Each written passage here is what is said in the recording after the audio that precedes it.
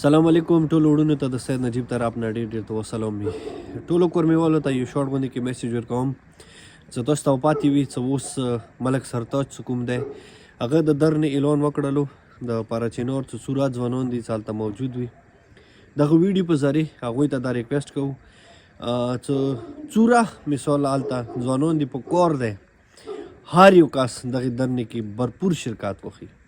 دغې درنې مطلب صرف اور صرف هغه دغه دی چې تاسو به خپله کسئ چې 5 میاشتونه پاراچینار نه کوم روډ بند دی. پاراچینار چې څومره نقصانونه وشو، پاراچینار چې څومره زیاتو تکلیف برداشت کو که نه نه مزید دغې ماه رمضان کې نور هغه تکلیف مو برداشت نشو کوی. ویلي چې موږ خپله ولیدلو چې کینسر مریضان مو مړه شو، ګردو مریضان مو مړه شو، واړه بچي مو مړه شول، میډیسن نشته، خوراک سامان نشته. ایون مکمل طور باندې هغه چې څوره علاقه دی محصور دی. درو ورځو کې نه نه نه د لوور کورم سدي والا مطلب خپل روډ کولو کوای شي مو دپاره ډېره د شرم او ډېره د افسوس مقام دی چې 6 لک آبادي خپل یو روډ نشي سیف کوای، د خپل روډ دپاره خپل روډو ته نشي وروتی. دا څوره د شرم خبره ده، دا څوره د عیب خبره ده. ټولو مشرانو ته، ټولو کشرانو ته او خاص کر ځوانانو ته دا ریکویسټ کوم چې سرتاج ملک سا هر یو کس خوشانه باشانه ودرېږئ. بس دا مو موقع دی، دا موقع لاس نه دسه ګوا نشي، دا موقع ضایع نه کوئ.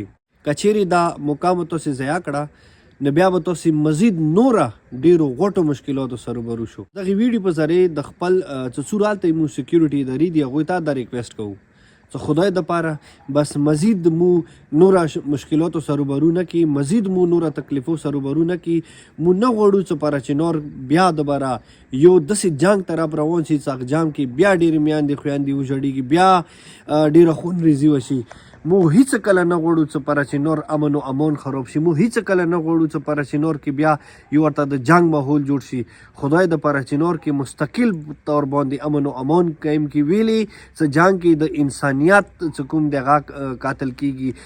جنګ کې د اردو طرف هم اهل تشیع هم اهل سنت بې ګناه کسان د مړ کیږي. هغه کسان د مړ کیږي چې هغه بې قصور دي، هغه کسان د بې ګر کیږي چې هغه بې ګناه وي، هغه کسانو ته د اذیت رسیږي چې هغه غریب طبقې سره تعلق لري. امیر سړی خو چې چېرته دی هغه ښه خوشحاله زندګي تېروي. نن که تکلیف دی، نن که وړه نشته، نن که چیني نشته، نن که میډیسن نشته، نن که مړ کېږي د غریب سړي بچی د مړ کېږي، که بیمار د مړ کېږي د غریب سړي مطلب بیمار د مړ کېږي. د امیر سړي بچی خو هم په هلیکاپټرو کې هم په هر یوې ذرې هغې علاقې نه رابسای شي. خو موږ ډېر افسوس سره خبره کوو چې همیشه دپاره پاراچینار نه که جنګېدلی دی غریب سړی جنګېدلی دی، که تکلیف یې خوړلی دی د غریب سړي تکلیف خوړلی، که نقصان یې شوی دی د غریب سړي شوی دی.